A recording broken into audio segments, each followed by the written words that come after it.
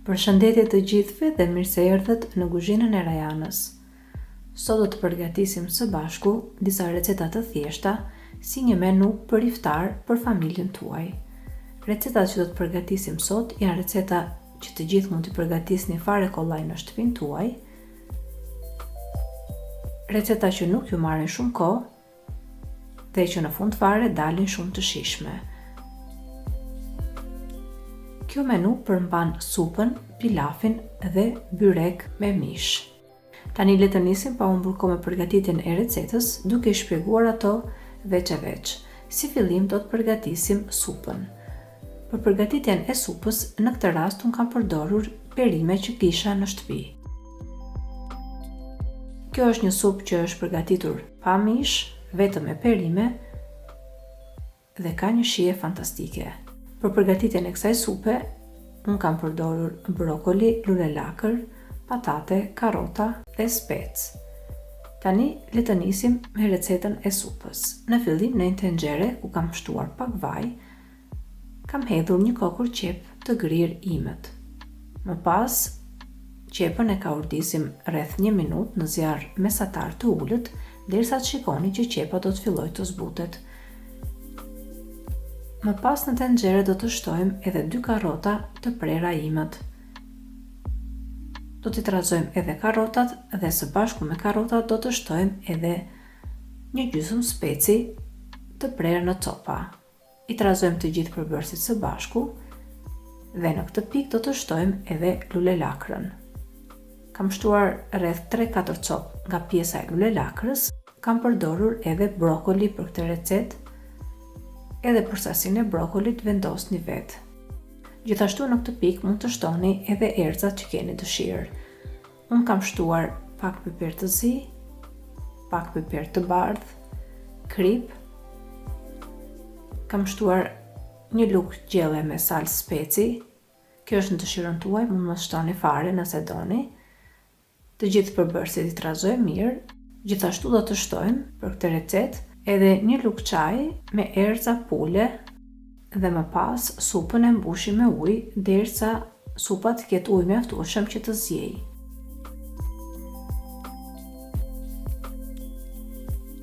Dhe në fund fare kam shtuar edhe një tas me patate të cilat i kisha të skuqura, por që më kishin ngelur nga një ditë më parë dhe nuk i hante njeri dhe në këtë rast unë i shtova tek supa. Ju jeni të lirë që në vend të këtyre patatave që siç kam përdorur unë, mund të përdorni 2 patate mesatare të cilat i prisni në kubik dhe i shtoni tek supa. Do ta lëm supën që të zjejë derisa të shikoni që perimet janë zbutur dhe kur mendoni që supa ka zjerë mjaftueshëm, e kontrolloni për krip dhe më pas supën e fruloni ose e kaloni në një blender. Më pas të gjithë masën e supës që keni fruluar e kaloni sërish në tenxhere.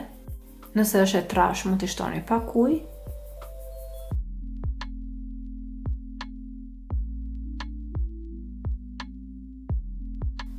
Dhe përpara se ta servirni supën, në një tigan do të skuqim pak gjalp dhe aty do të shtojmë edhe një lugë gjelle me mëndërz ose nane ose nenexhik si quhet ndryshe. Ja hedhim edhe gjalpin me mëndër sipër, e trazojmë mirë dhe supën e keni gati. Një supë shumë e shijshme, siç e pat dhe vetë, me shumë pak përbërës që i kemi në shtëpinë tuaj, ju mund të shtoni ose të hiqni perimet që keni dëshirë dhe sipas shijeve tuaja. Më besoni që është një supë edhe e shëndetshme, por edhe e shijshme, e cila duhet përgatitet tani për periudhën e Ramazanit, për ta pasur si ide për familjen tuaj. Tani supën e keni gati dhe ne do të përgatisim pilafin. Në këtë rast, pilafin unë e kam përgatitur me bizele. Për përgatitjen e pilafit, në një tenxhere ose në një tigan të thellë, unë kam shtuar vajin fillimisht dhe aty kam shtuar edhe një gotë të madhe me oriz. Më pas, orizin e trazoni mirë, duke e ka urdisur për të paktën 1 ose 2 minuta në zjarr mesatar dhe në fund fare do të shtojmë edhe një gotë të madhe me bizele. Në këtë rast, unë bizelet i kam të ngrira, por nëse i keni bizele të freskëta, atëherë duhet që t'i zjeni ato më parë dhe më pas i shtoni tek pilafi. Do të shtojmë gjithashtu edhe një lugë gjelle me erëza pule. I trazojmë mirë të gjithë përbërësit dhe në fund fare do të shtojmë edhe ujin. Për këtë recetë unë kam përdorur 3 gota me ujë të nxehtë. E hedhim dhe ujin, e trazojmë mirë pilafin dhe tani vendosim kapakun dhe e lëmë që të zijë për të paktën 10 minuta në zjarr mesatar ose derisa të shikoni që pilafi e ka pirë të gjithë ujin. Në momentin që në tigan nuk ka më ujë, tani e ulim zjarrin në minimum, do të vendosim sipër pilafit 2 peceta kuzhine dhe më pas e vendosim sërish kapakun dhe e lëmë pilafin në këtë mënyrë edhe për rreth 10 minuta të tjera dhe më pas pilafin e keni gati. Tani pilafi është gati, ka dalë shumë i shkrifët dhe shumë i shijshëm.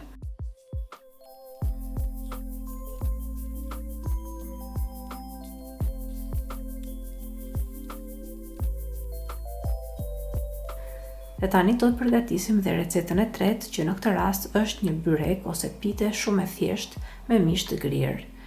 Në këtë rast unë kam përdorur petë të gatshme, por sigurisht ju petët mund t'i bëni dhe vetë, por dua që në këtë recetë t'ju tregoj një sekret se si ta përgatisni byrekun me petë të gatshme dhe që në fund fare të duket sikur e keni bërë me petë të bëra vetë. Në fillim, për përgatitjen e këtij byreku do të përgatisim mbushjen. Për mbushje në një tigan, ku kemi shtuar pak vaj, unë kam shtuar 2 kokra qep mesatare të prera imët. I ka urdisim qepët derisa të fillojnë të zbuten, madje për ta ndihmuar procesin që qepët të zbuten mirë, do të shtojmë edhe pak ujë në tigan.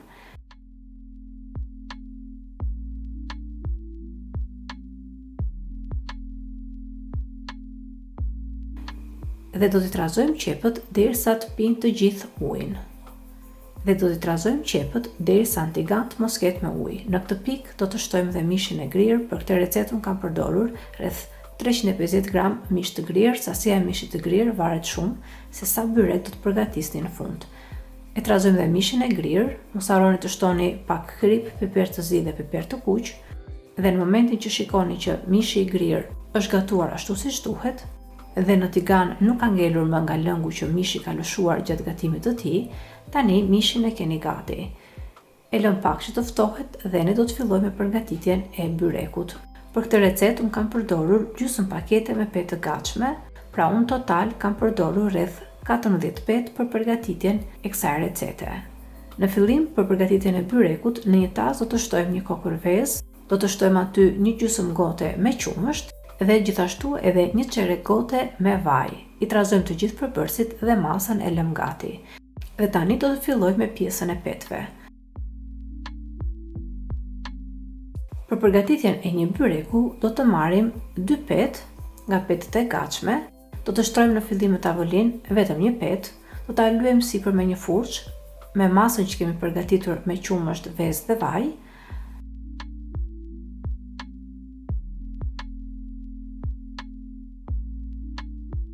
Dhe sipër petës do të vendosim petën e dytë. Do të veprojmë njësoj, pra do ta lyejmë sërish me furçë me masën e qumshtit. Dhe tani do të vendosim edhe mbushjen që përgatitëm me mish të grirë.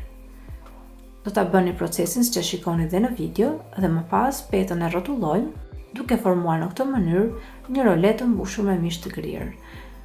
E përthyem pak byrekun, siç tregohet dhe në video, dhe vendosim në një tepsi ku kemi shtruar një letër përpjekje.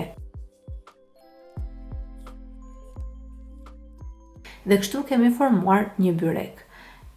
Tani do të përgatisim edhe byrek të tjerë. Në total me këto përbërës unë kam përgatitur 7 byrek të tillë. Procesi është i njëjtë, ju do ta shikoni dhe në video. Përgatitet shumë kollaj, pra për një byrek do të përdorim 2 petë të gatshme, secilën nga petët do t'i lyejmë me masën e qumshtit. Kjo bëhet pasi në këtë mënyrë byreku del shumë i butë dhe shumë i shkrifët. Dhe në fund fare, kur byrekët i kemi vendosur në tepsi, i lyejmë sipër me anë të një furçe me masën me qumësht që kemi përgatitur dhe tani byrekët i kemi gati për t'i pjekur në furrë. Përpara se të fusni byrekët, e ngroni furrën më parë në 200 gradë Celsius dhe kur furra është nxehur, do të fusim byrekët për t'u pjekur.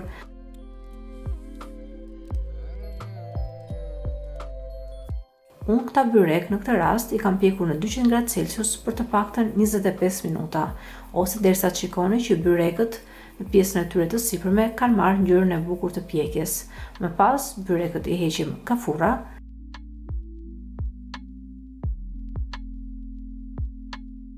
Dhe tani i keni gati për iftar për familjen tuaj.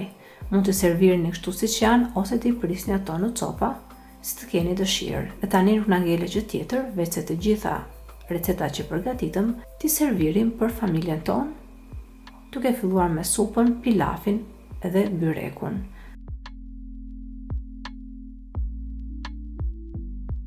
Siç u thash dhe në fillim, një menu e thjesht me receta shumë praktike, të lehta, të cilat mund të përgatisni fare kollaj në shtëpinë tuaj.